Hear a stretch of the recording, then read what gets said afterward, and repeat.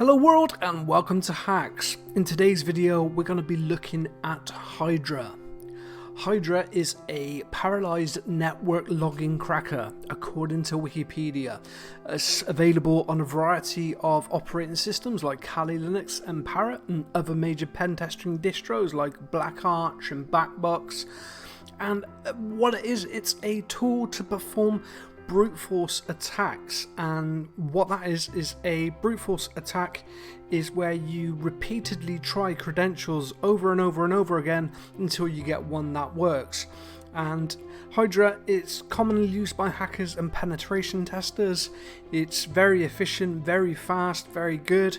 I know some things like Burp have brute forcing tools built into Intruder, but again with the community versions the speeds of those are very limited, so if you get into a situation where you're trying to brute force a web application and Burp Suite's like, sorry mate, this is gonna take a few years, then you can switch over to Hydra by copying the request from Burp, or similar to that. You get the login parameters and you do your HTTP post attack and you brute force the web application, and what would take Burp 10 years takes you 10 seconds because of the restrictions of the community edition.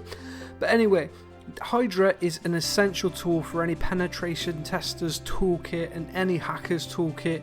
It's great. It comes as a command line interface, or it does have a GUI version which you can install, and it can attack a variety of different things like remote desktop, FTP, SMTP, SMB, POP3, IMAP, MySQL, VNC and SSH.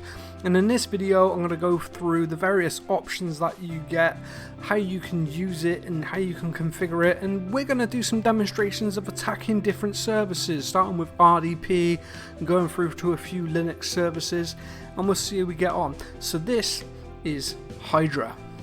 So, as mentioned, Hydra is available on a variety of different operating systems, Linux distributions, and if you're using a pen test distribution, it's probably already installed. However, it can be installed by simply doing sudo apt-get install Hydra, and then that will look to the repositories and see if it's there. If it is, it will download it, and as you can see there, Hydra is already installed and is the latest version. However, if you are on Ubuntu or some other distribution where it doesn't have the repositories for Hydra configured, what you can do is you can get it from GitHub and you can cd into your opt directory and then git clone it into there, follow the instructions to build it if there's any build required, and then you can use it from there. You could even move it to your binary files so that you can call it rather than having to jump into your opt before you calling it. But anyway, what we're going to do first, now that we know how to install it, we're going to do sudo hydra-h and we're going to look at the options. So you can see there the help does give us a few examples that we can use for FTP, for IMAP, for POP3, again for SSH, for FFFFTP, but it also gives us the various flags. So you have -r to restore a previous version. So what happens when you run Hydra is it does create a file, and if you do repeated attacks in a row after the same server, what you'll notice is an error message saying, okay, you've got a certain amount of time to abort this before we overwrite the file. And what that's doing is when you start a new attack, it will overwrite the file unless you specify otherwise. So then there's the -i where you run and you ignore the existing file. -s is perform an SSL connect to make sure obviously your SSL TLS settings are correct. S for port. Right, so L is for login. So when you specify your username and login, there's two ways to do it. If you do a lowercase L and type the username out, it will use that same username for every attack. However, if you do a -uppercase L, you then need to specify a word list, and it will loop through that word list, like for I in cat word list, until it finds the correct credentials. And the same is for the password file. So if you do a lowercase p, you can specify the password. This could be particularly useful if you're doing like a password spray attack where you know the password but you don't know which user it belongs to. Say you managed to grab a hash off of a site somewhere because some user got careless and left it on there. Don't know why you would be leaving his hashes there, but you never know. And you're able to recover this hash. You've cracked it, you've got the password, but you don't know who it belongs to, but you do know what users are there. Well, you can specify a word list for the user and just press lowercase p for the one password that you know, and again uppercase P if you want to use an entire word list. And then you have minimum maximum character set, password brute force generation, so I believe that changes up the password a little bit, so it'll look at the word list and do some fuzziness there. Again, I'm not familiar with all the options. If I'm being honest with you, I've only ever used it with a username and password word list for various different services, but it just goes to show the extent of the options that are available to you. Rainy mode for password generation, again, there's a lot here. Probably don't understand them all, but hey, anyway, that is the options, and you can bring those up by doing -H. So the first type of attack I'm going to demonstrate is against remote desktop, and remote desktop is a protocol that allows you to remotely administrate different systems. It's primarily found on Windows, but that doesn't limit it from going on to Mac OS or Linux. Again, you've got things like Remina, and you can install RDP onto like Kali so you can access it remotely, but you will primarily find it in industry on Windows machines, and it's used for remote management. Now what I've done is I've spun up a Windows 11 box, and as you can see there, I've enabled the administrator account, I've set the password, and I've enabled RDP. Now what I'm going to do is I'm going to go back to my Kali instance, sorry, my Parrot OS instance, and I'm going to do sudo hydra hyphen. I'll tell you what I should say actually is I have a password and usernames list that I've already created myself in order to make the demonstration better. I didn't want to sit here for hours with rocku.txt open, so instead I've compiled a short list of usernames and passwords. And again, this is what you would do anyway, is you would like create a word list based on the organizations. After some OSINT, you would grab some usernames, do various iterations of them, like first name dot last name, and if you're targeting one specific person in particular, you go after their pet names or their favorite football teams, and you do iterations with their date of birth and things like that. But yeah, I've got a usernames file and a passwords file, and all I'm going to do is I'm going to do sudo hydra -L for user, and I'm going to do usernames.txt, and the big L means we're using a word list. Then I'm going to do -P and specify passwords.txt. Then I'm going to do -F or capital F, and what this will do is this will stop Hydra once it's found a specific password, well, once it's found a correct password. I believe lowercase f is for this for the first machine, and if you do capital F, it will do it globally, so it'll stop the attack globally if you specify more than one host and it's found a correct password. So we've got a username, we've got a password, we're telling it to stop once it's found the correct password, and then all we're going to do is we're going to do RDP // and then we're going to do the host, which I've forgotten the IP address of, so I'm just going to grab that, and it's 10.0.2.4, simple enough. Back to our Linux box, 10.0.2.4. And then what I'm going to do is I'm going to throw another flag on the end. I'm going to do uppercase V because it looks proper cool when we got all the hacker text come up on the screen, and V just means verbose. And I'm going to run that, and you can see there we are starting to attack. So it's going through the file, it's bringing out each individual username and each individual password, and is trying those until it finds a correct one. So what I will do is I will let this run, potentially speed it up, and as soon as it finds a correct password, we should get access to the system, and boom, I didn't even have to stop it. Look at that, it's found the login of administrator and the password of passwords. So what we could do now with that information is if we go to our terminal, our menu bar, and we go to Remina, we can add a new box, and we could do 10.0.2.4 username administrator,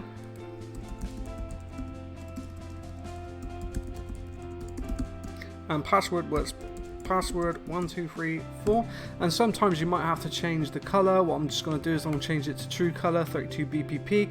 I'm just going to go save and connect, and would you know it, we have remote access to the box we just hacked.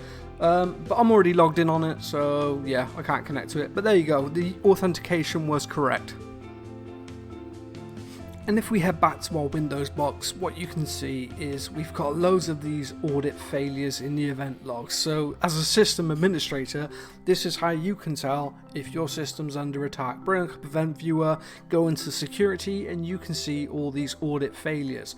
But what you'll also see is our successful logon as administrator. I wish it was a bit more specific. Perhaps you can add like additional columns somehow to show which users are being targeted. Again, it would make a blue team or a forensics experts analysis quicker.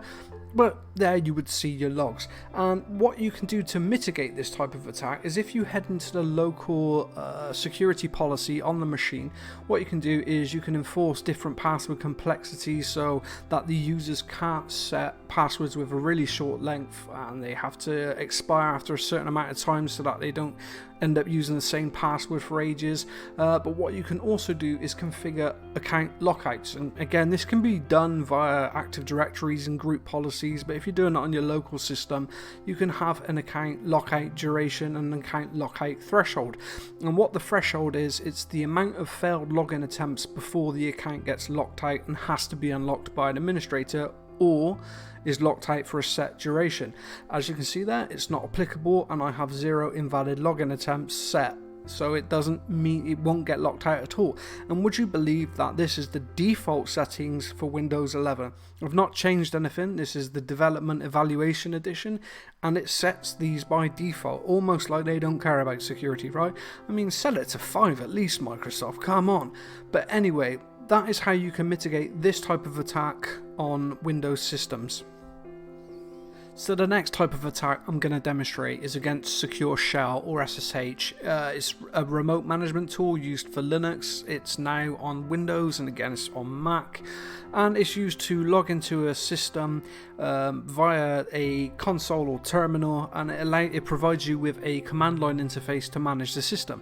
It's sort of a successor to Telnet in that SSH uses encryption by default, whereas Telnet used plaintext. So when you logged into a system via Telnet, anything you transmitted across the network was done so in plain text. And as you can imagine, if you're performing a man-in-the-middle attack against the client connecting to the server, you can capture that username and password and boom, you're in the system. Whereas now if you're using SSH with secure ciphers, the information that they capture would just be encoded, encrypted garbage, and they won't be able to decode it if it's using a secure algorithm. So in order to demonstrate an attack against SSH, I've downloaded the Virtual Machine Drive Metasploitable 2. And what that is, it's an intentionally vulnerable Linux machine that you can set up in VirtualBox. You can download it from Rapid7 or SourceForge, and it's configured in a way with lots of services and protocols that are intentionally vulnerable for you to practice your attacks legally, because again, only attack stuff that you have permission to attack, only attack stuff that's yours. So I've downloaded the VM, I've set it up, and I have logged in, so I've cheated a little bit, but you can see there my IP address is 10.0.2.5. So we're going to run the attack. We're just going to do sudo hydra -l for usernames, -p for passwords, -f to stop at the first successful password, and then we're going to do //10.0.2.5, and then we're going to do some verbosity, and we're going to hit return, and then that will run and attack our targets, and hopefully we will get a password. As you can see how quick that was, but it's found the correct username and password for the host, so we can just take those credentials now and do SSH msf admin at 10.0.2.5, if I can type, yeah, like that, and then we just do msf admin, and boom, we are in.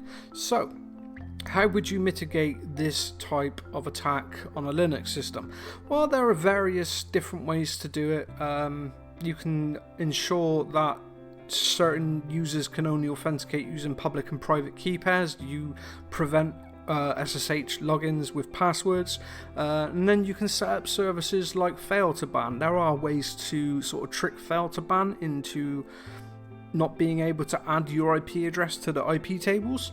or to the jails, but that's effectively it. There are various different ways which I won't cover here. Again, go look into fail to ban and go look into SSH public and private key authentication, but that was how you attack SSH using Hydra.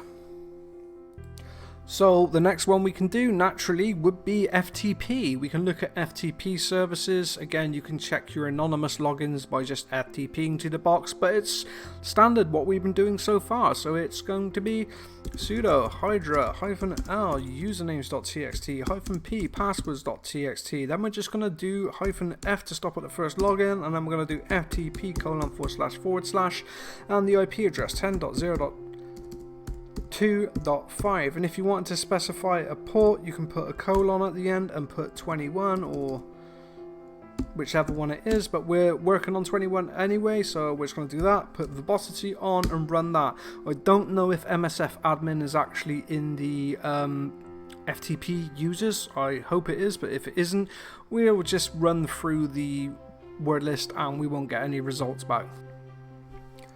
So it does look like MSF admin was in the FTP host, and now we have those login details. We can just do something like FTP 10.0.2.5, and it may give us a prompt for a name, which we do just MSF admin, and if it's a password we go MSF admin again, and we should be able to get into FTP. We can dir that out, see what files are in there, what's in vulnerable, and then we can see there's a bunch of files. Oh look, we got Samba, we got MSSQL, well sorry, MySQL.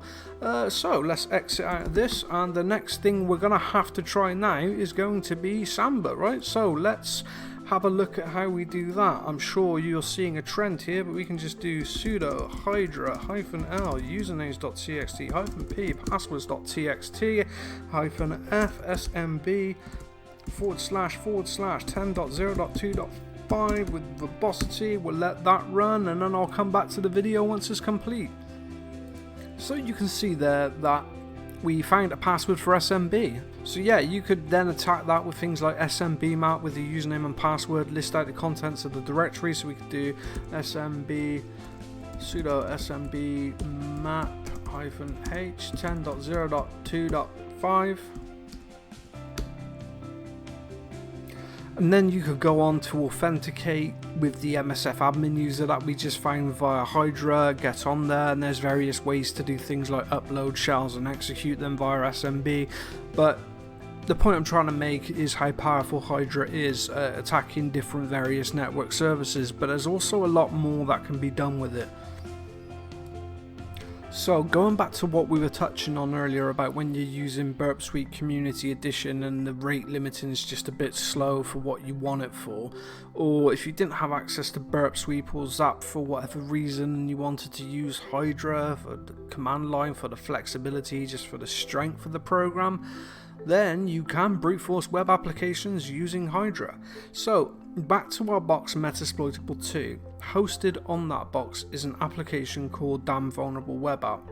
If you've done any type of web application security before, I wouldn't be surprised if you've come across this, but it's a vulnerable web app. It's intentionally vulnerable, and it's designed to teach InfoSec students and pen testers, new pen testers, how to test for vulnerabilities in applications, and one such vulnerability is brute forcing. If you don't have things like rate limiting and captures in place, then your site could be susceptible to brute force. And there's various different techniques to do it, and again, some of it could be part of username enumeration, most of it could be like logins, but you have a username box and a password box, and you submit your credentials until you find the correct ones. Now, how do you find the information that you need to generate a request in Hydra? Because it's quite a complex request, and it's something I often struggle with, if I'm honest with you, is getting the parameters exactly right. So it seems a bit sort of defeatist, but what you can do is you can use Burp, for instance, and if we turn intercept on, you can do test login, and Burp will show you exactly what you need. So you can see there that in the URL we're doing username equals test, password equals test, and action equals login, and it's to the path of DVW8 vulnerabilities brute, but we also have a cookie where it sets the security low, and we have a PHP session ID. However, if you don't want to use Burp for whatever reason, if you don't have it installed, what you can do is you can fire up your inspector and you can head to the network tab, and then if you just minimize that a little bit so it's not in the way, and you type in test and click enter, what you should see is it performs a request to the page. For some reason it's doing a get request, it's quite odd, but you can see there it's actually got the same information as Burp. So it's got username equals test, password equals test, login equals login. But if we come further down, it will also have the cookies that we need there. For some reason it's set the security cookie twice, once as high and once as low, along with our PHP session ID. Don't know what's going on there. Perhaps because I've got it open in two windows, it thinks the settings set twice. I can't see why it would do that because there's two different browsers, but let's go back to here. Let's submit low again. Security has been set to low. If we go back to brute force again and we do test and inspect, yeah, that was really weird. And then click login, we should see our network console again with our parameters. And if we come back down here, yeah, we're still getting two cookies, one of high and one of low. I hope that doesn't mess up. But what I'm going to do now is I'm going to go back into the terminal and show you how you can structure your Hydra command or your Hydra attack so that you can use these parameters and attack an application. So the first thing we're going to do is sudo hydra -l usernames.txt -P passwords.txt -F to stop on the first one. But now we need to specify the type of attack we're doing, and what we're doing is a http -get-form because it was a get request, and then we're going to specify the path to the file that we're attacking. So if we come back to our website, we can see that it was just going to copy that a sec, copy URL. Can I paste that in there? So it's going to be HTTP form, and we're going to put it in quotation marks. We're going to paste, and we're just going to get rid of a few things. So we're going to change that to index.php because we know it's a PHP file, but we're also going to get rid of the IP because we only want the path because we specify the host later. So we're doing an attack to DVWA vulnerabilities brute index.php, and then we're going to specify our parameters. So we're going to do username equals user, and that uppercase chevron or open, yeah, the uppercase, well, the open triangle thing is a variable. Essentially you're saying substitute this user from username with the word in the word list, and then we're going to do password equals pass, same again with the chevrons, with the carrots, and then we're going to do and login equals and login equals login, username and or password incorrect. So what this is doing is it's setting a bad value. So it's looking for whatever incorrect value shows up on the screen when you submit an incorrect login, and then it can eliminate incorrect attempts from correct attempts. It can differentiate between incorrect and correct attempts based on the message that comes back in the body of the content. So once we've set that, we can then specify the cookie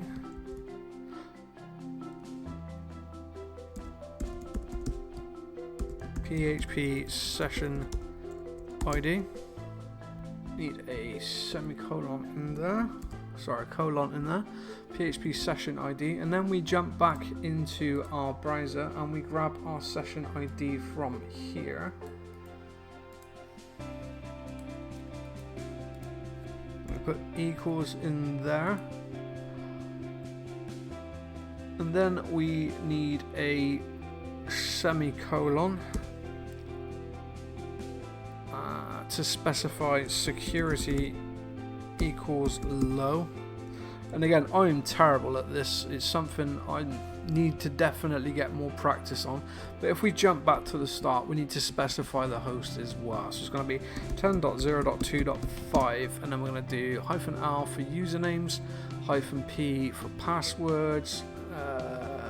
Specify the word list, specifying the attack type, which is the HTTP GET form, specifying the path to the attack, which is dbwa vulnerabilities brute index.php. Then we're specifying username equals user, we're appending this to the URL, and password equals pass, which correspond to the username and passwords, and login equals login. And then we're putting another colon in place to give it the string of the incorrect login attempt, to say, okay, if it shows this, it's an incorrect login attempt. Anything other than this is a correct login attempt. And then we throw in another colon. Again, we're separating each section of this attack via colons, and we're doing cookie PHP session ID equals, I need a H there, don't I? So we need to do H equals cookie without a colon. So we need a colon there, sorry, totally butchering this. PHP session ID equals our PHP session ID, and the other cookie is that we set the security low. I've got a feeling this might break because of us setting the session cookie twice. We have one for high, one for low, but this is how you would do a web application brute force attack along these regards. You inspect the network traffic when you do your test, you get all the parameters that you need, you populate them, and you use either a HTTP GET form or a HTTP POST form, and then we try to run the attack.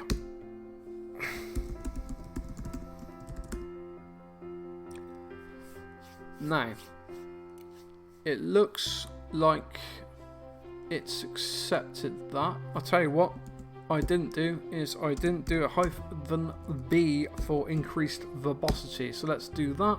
Let's wait for it to get rid of the restore file, and then we can see if these requests are actually going through, because I don't have very much confidence in my own ability with this type of attack, because yeah, it is complicated. Okay, so you can see there it's trying to attack it now. I don't actually know what the correct username and password is for this, but this is effectively how you would do it.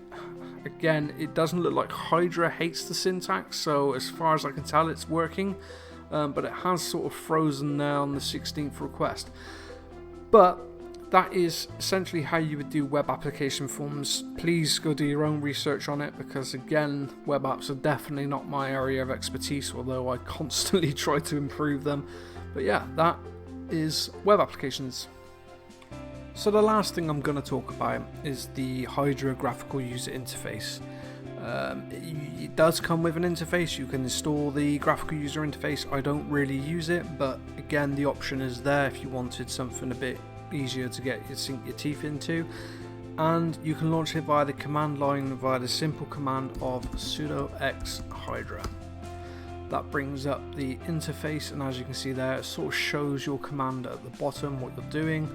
Localhost, you can specify a single target or a target list, specify the port, whether you prefer IPv6, the protocol, whether to use SSL or ODSSL, whether you can be verbose, show attempts, and then you've got your password files, whether you want to use a single password or whether you want to use a username list or password list.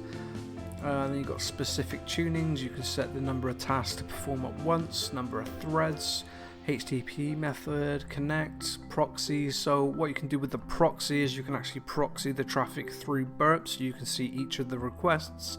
Pretty useful for a report if you just don't want to submit tons and tons of terminal output. Specific types of attacks you can configure in here, like what URL you're going after, and then start the attack. Again, I don't really use it much, but it's nice to have an option there for a graphical interface as well. But that's it. That's going to be pretty much everything I'm going to cover with Hydra. So, THC Hydra.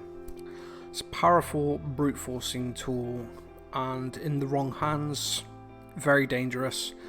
In the right hands, a very good auditing tool to test network security. So if you've gone on site for a company and you want to test some credentials, and you've got permission, express permission from the owners, and maybe this is a specific test they want to perform to see whether you can brute force anything, then yeah, it's a great tool for doing that for the various different network services. Again, always check, because you don't want to perform an account denial of service attack against a bunch of accounts that have password thresholds on them, and you've brute forced them and locked them out, and then you've disrupted day-to-day operations. You definitely don't want to do that, so always check with the client before you do things like that, because again, it could cause issues.